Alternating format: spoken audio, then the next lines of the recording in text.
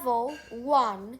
When you sweat, your body releases a droplet of moisture through the glands in your skin. This droplet will eventually evaporate into the air, and when it does, it takes a little bit of your body heat with it. Now, one droplet doesn't make much of a difference, but when you have thousands emerging at the same time, it can evaporate enough of your body heat to significantly cool you down.